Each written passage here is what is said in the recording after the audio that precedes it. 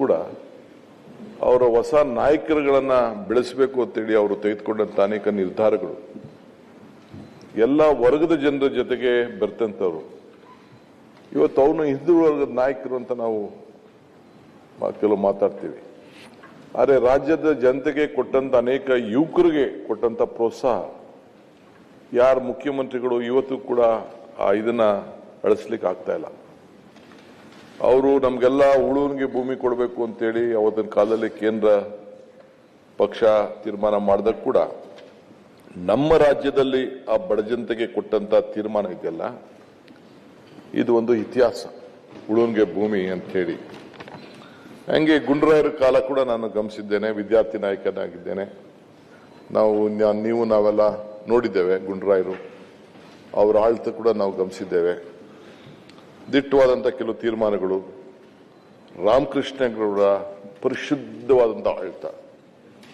ಇವತ್ತು ನಾವು ಅಷ್ಟು ಪಾರ್ಲಿಮೆಂಟ್ ಅಲ್ಲಿ ಅಷ್ಟು ದೊಡ್ಡ ಸೀಟು ಗೆದ್ದಿದ್ದೋ, ನಾವು ಒಂದೇ ಒಂದು ಸೀಟ್ ಮಾತ್ರ ಹೋಯ್ತು.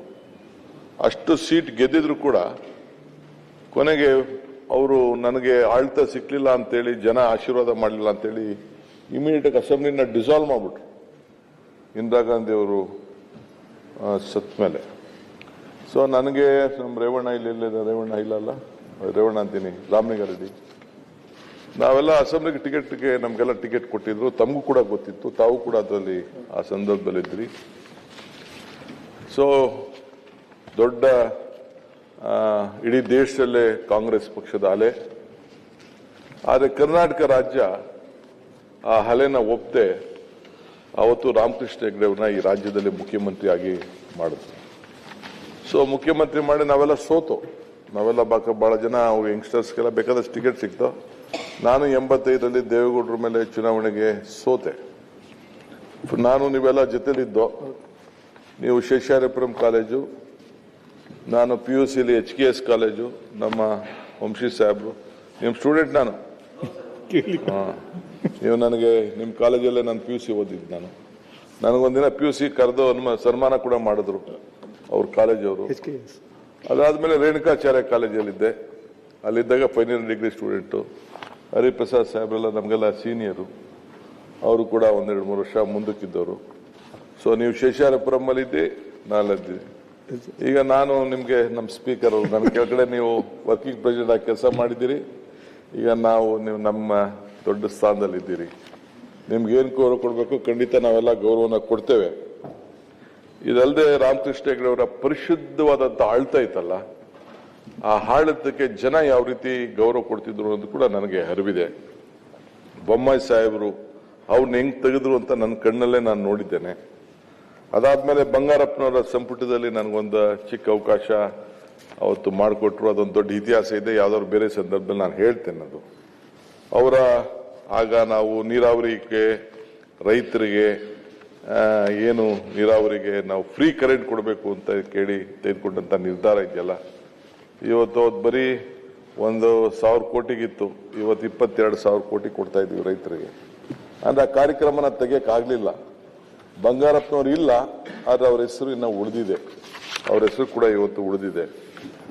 ನಮ್ಮ ಹಳ್ಳಿ ದೇವಸ್ಥಾನಗಳಿಗೆ ಬಂಗಾರಪ್ಪನವರು ಆಶ್ರಯ, ಆರಾಧನಾ, ಅಕ್ಷಯ ಅಂತೇಳಿ, ವಿಶ್ವ ಅಂತೇಳಿ ಕೆಲ ಹೆಸರಿಟ್ಟರು. ಒಂದು ಅವ್ರದೇ ಅಂತ ಸಾಹಿತ್ಯ ಲೋಕದಲ್ಲಿ ಕಾರ್ಯಕ್ರಮವನ್ನ ಮಾಡಿಕೊಟ್ಟಿದ್ರು ಕೂಡ ನಾವೆಲ್ಲ ನೋಡಿದ್ದೇವೆ. ಸೊ ಹಂಗೆ ಅದಾದ ಮೇಲೆ ಇವತ್ತು ವೀರಪ್ಪ ಮೊಯ್ಲಿ ಅವರು ಕೂಡ ಇಡೀ ಶಿಕ್ಷಣ ವ್ಯವಸ್ಥೆಗೆ CET ಅಂತ ಪ್ರಾರಂಭ ಮಾಡಿಸಿದ್ದು ವೀರಪ್ಪ ಮೊಯ್ಲಿ ಅವರು. ನಮಗೆ ಇವತ್ತು ಇಡೀ ರಾಷ್ಟ್ರಕ್ಕೆ ಇವತ್ತೇನಾದ್ರು ದೊಡ್ಡ ದೊಡ್ಡ ಇಂಜಿನಿಯರ್ಸು, ದೊಡ್ಡ ದೊಡ್ಡ ಡಾಕ್ಟರ್ಸು ನಮ್ಮ ರಾಜ್ಯದಲ್ಲಿ ಇತ್ತು.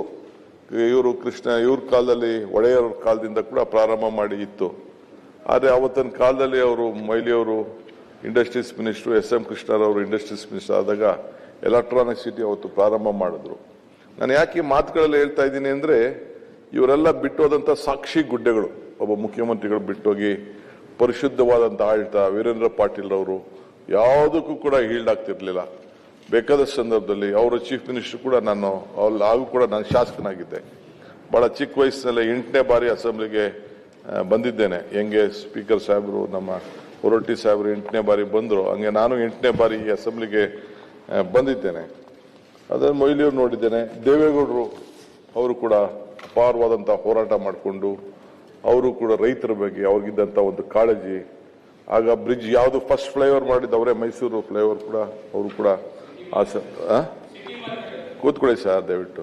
ನಾನೇ ಹೇಳ್ತಾ ಇದ್ದೀನಿ ನಿಮ್ಗಿನ್ನ ಜಾಸ್ತಿ ಹಿಸ್ಟ್ರಿ ನನಗೆ ಗೊತ್ತಿದೆ.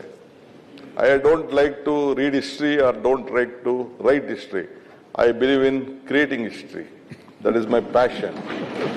ಸೊ ತಲೆ ಕೆಡಿಸ್ಕೊಬೇಡಿ, ನನಗೆ ಇದೆ. ಸ್ವಲ್ಪ ಕೂತ್ಕೊಳ್ಳಿ, ನೀವು ತಾಳ್ಮೆಯಿಂದ ಕೂತ್ಕೊಂಡ್ರೆ ಎಲ್ಲ ಹೇಳ್ತೀನಿ ನಾನು.